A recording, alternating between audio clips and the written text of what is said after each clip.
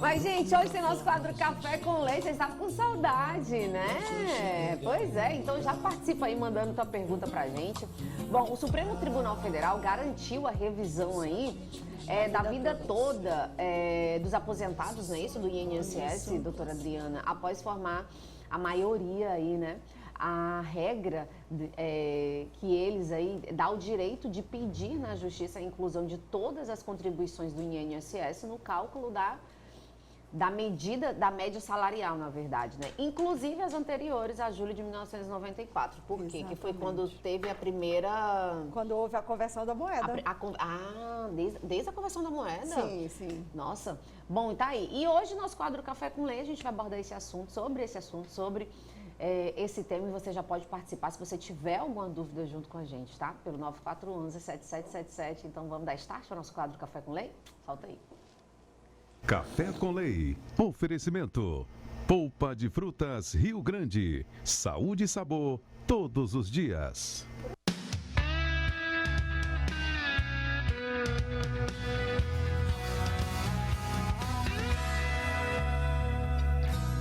Simples. Eu estava aqui trocando figurinhas com a doutora Adriana, querendo entender um pouco mais por que é desde 94. Ela estava me explicando que as contribuições, tipo, antes de 94, né, doutora Adriana? Antes de julho de 94. Antes de julho de 94. São descartadas. Que é isso? No momento que a pessoa vai conceder, no momento que o INSS vai conceder a aposentadoria para todos aqueles que pediram após novembro de 1999. Essa revisão, Stefania, eu estava até ontem, eu fiz um vídeo assim meio que sarcástico, porque é uma revisão bem complexa, não é algo assim tão simples, tão fácil, e tem muita gente que não tem a expertise em revisões previdenciárias e acaba achando que é algo simples de se fazer, e eu confesso que realmente é algo bem complexo. Bom, mas o que a pessoa que está do outro lado precisa saber sobre revisão da vida toda, saber se tem direito, saber se você recebe uma pensão por morte e às vezes esta pessoa que faleceu, titular dessa pensão, aliás, o instituidor, porque o titular é quem recebe. O instituidor dessa pensão pode ser que ele deveria ter passado por uma revisão dessa, mas infelizmente já faleceu e você recebe uma pensão por morte muito aquém daquela que você deveria. A primeira coisa que a gente precisa falar sobre a revisão da vida toda é justamente a possibilidade que você tem, você é aposentado, tá? Só se aplica para aposentado, que você tem de pedir ao INSS que faça um novo cálculo, inserindo todas as contribuições anteriores a julho de 94. Por isso que o nome é revisão da vida toda. Por que, Adriana, já ia dizer, por que, professora? O costume de dar aula. Por que, Adriana, que há essa possibilidade de inserir? Esta possibilidade se dá porque todos aqueles que se aposentaram depois de novembro de 1999, quem se aposentou após novembro de 1999, estas pessoas não tiveram a oportunidade de ter aquelas contribuições colocadas no seu cálculo. E aí, tem nada não, Amanda, você é linda, todo mundo quer ver você também. Então, o que acontece?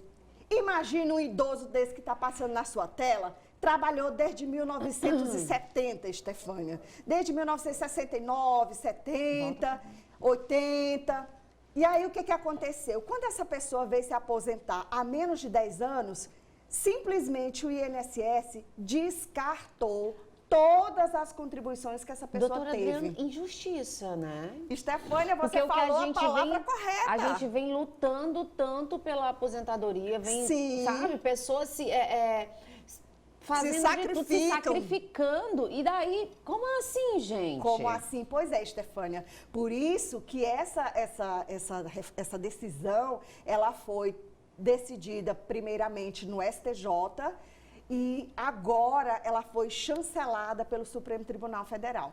Mas a gente torce que essa decisão não se reverta, porque o julgamento ainda vai até o dia 8 de março. Então, trocar votos podem, mas a gente torce que não. Por quê? É justamente para fazer esta justiça que você está falando. Não, então, até então, ainda está vetado a questão do direito da aposentadoria antes de 94.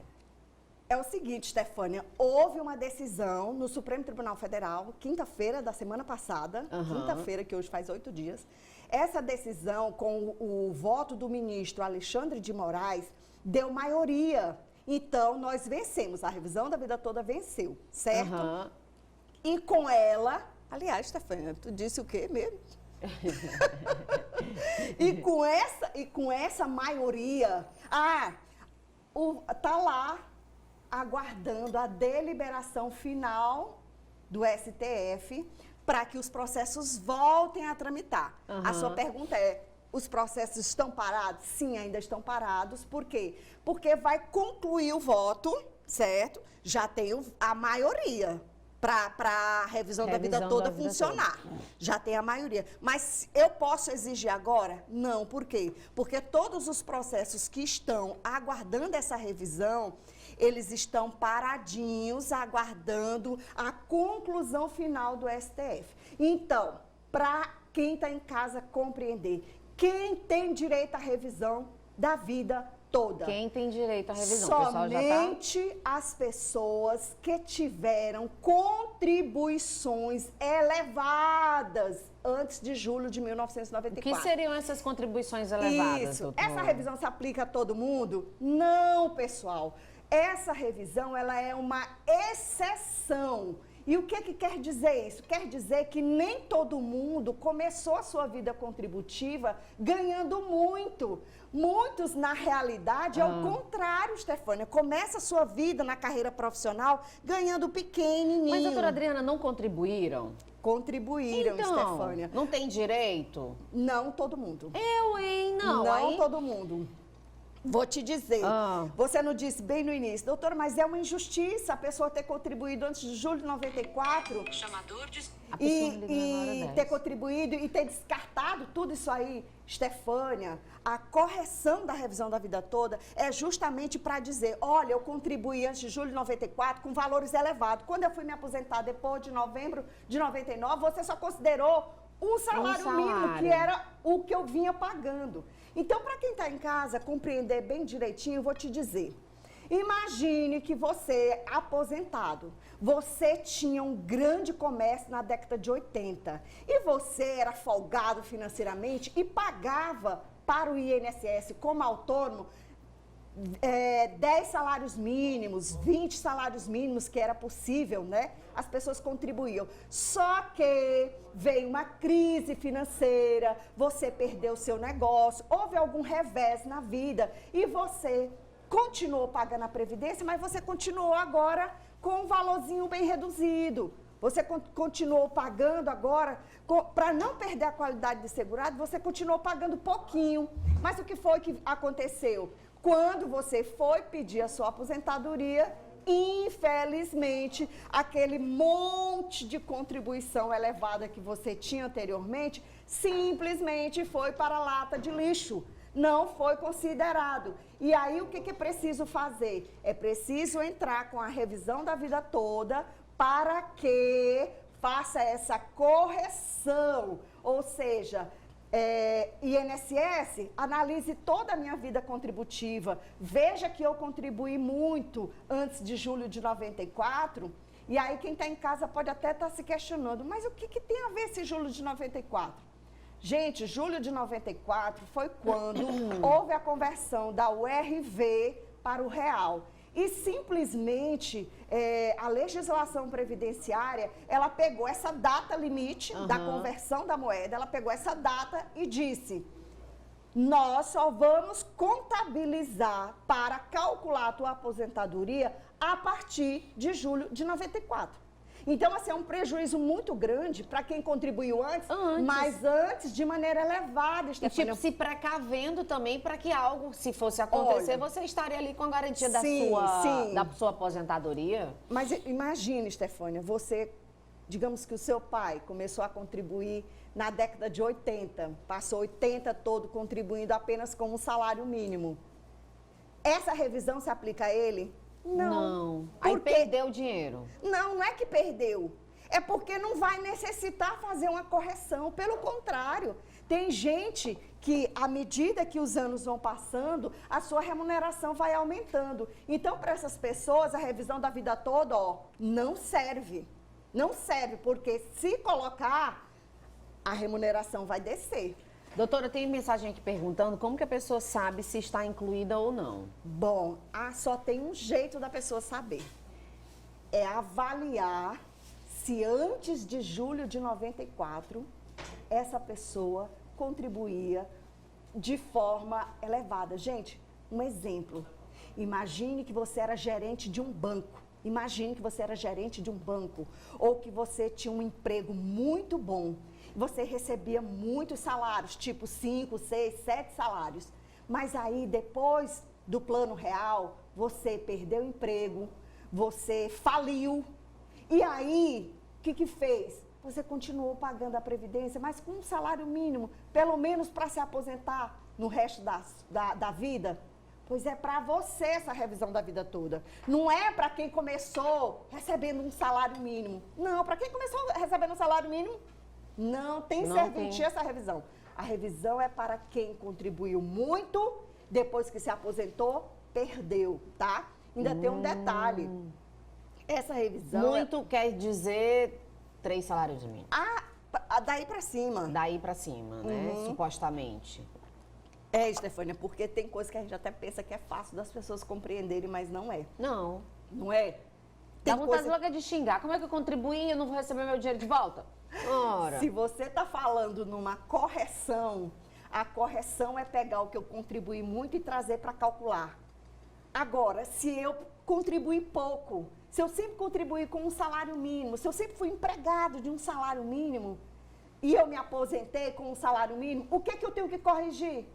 Não corrige nada, né? Não tenho que corrigir nada. Agora imagine, eu era gerente de um banco, ganhava muito, aí fiquei desempregado, não arranjei mais emprego, mas para não perder a minha qualidade de segurado, eu paguei a Previdência, mas paguei com um salário mínimo. E quando eu fui me aposentei com um salário mínimo. É preciso corrigir? Sim, é preciso corrigir.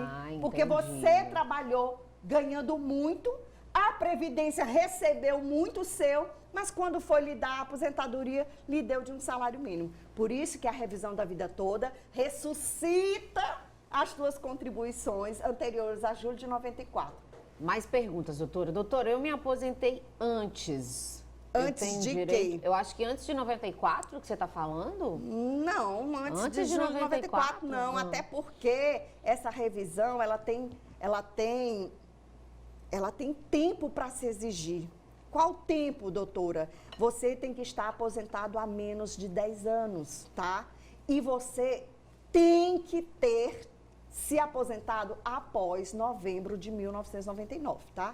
Então, essa revisão, ela serve tanto para os aposentados que estão na ativa, que ganhava muito e que se aposentou com pouco, como para aqueles que recebem uma pensão por morte do seu parente que ganhava muito e recebe uma pensão pouca, entendeu? Estou falando assim para explicar, gente, mas existe... E já tem até outra pergunta relacionada a isso que você está falando, Sim. Desculpe lhe interromper, falar, é que se o cônjuge tem direito também. Sim, se o cônjuge for beneficiário de uma pensão por morte do seu, digamos, vamos falar o caso de marido e mulher.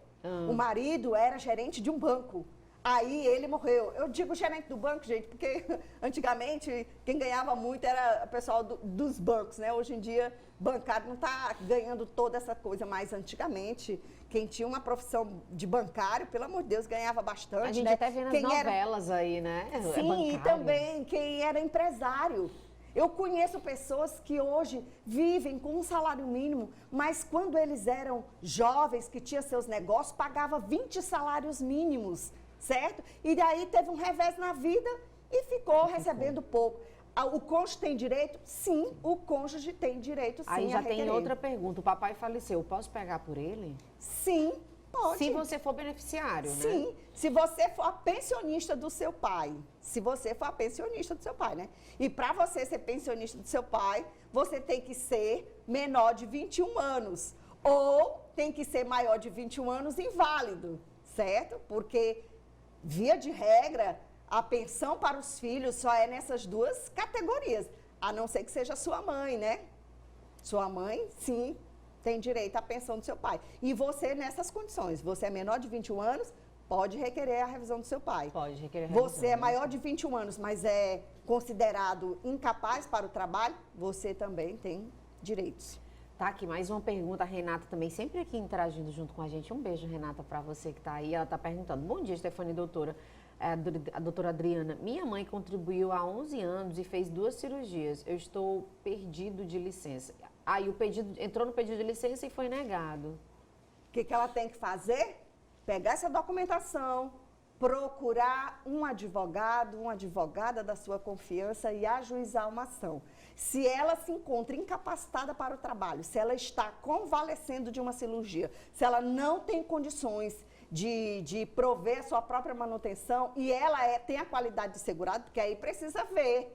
Por que o INSS negou?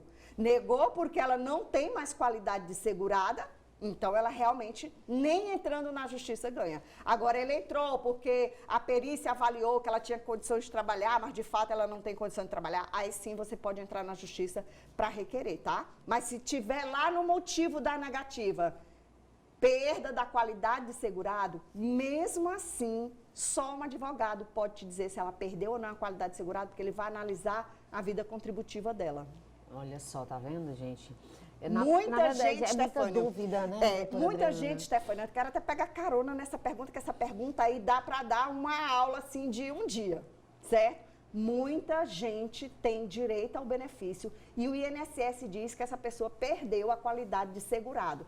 Só que quando a gente vai ver a documentação da pessoa, ela não perdeu a qualidade de segurado. E por que perderia, doutora? Porque perderia é o seguinte, porque via de regra, Stefane, você tem 12 meses de